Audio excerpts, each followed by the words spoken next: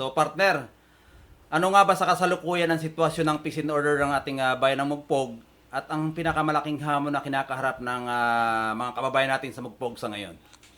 Sir, sa kasalukuyan po, ang bayan po ng Mugpog ay itinuturing na maayos, kontrolado at payapa.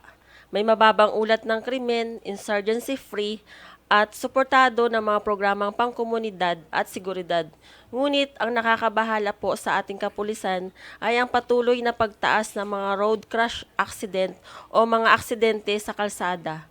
Sa kabila po ng ating kampanya at pagpapatupad ng mga ordinances patungkol sa kalsada, marami pa din po ang mga reckless driver. At, sa kabila po nito, patuloy po ang pagsasagawa ng mga intervention at pagpapaalala sa ating mga kababayan sa ibayong pag-iingat sa kalsada at pagpapaalala na may pamilyang naghihintay sa kanilang tahanan.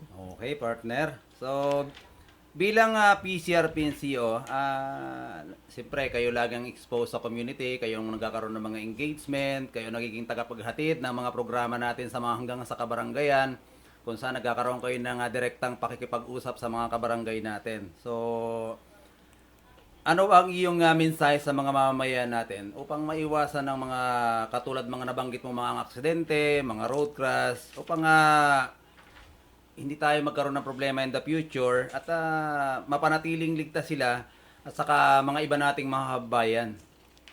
So sir, ang aming mensahe sir sa ating mga kababayan, makiisa at makipagtulungan po tayo sa kapulisan. I-report ang anumang kahinahinalang gawain, sundin ang batas at suportahan ang mga programa ng mga barangay at PNP. Ang kapayapaan ay hindi lamang responsibilidad ng pulis. Responsibilidad din po nating lahat na panatilihin ang kaayusan sa ating komunidad at sa ating bayan ng Mugpog. Sa kabuuan po sir, ligtas at tahimik sa bayan ng Mugpog.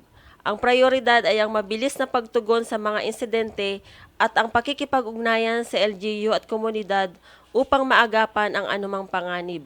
Patuloy po kami nagsasagawa ng community policing at intelligence driven upang para sa kaligtasan ng lahat po.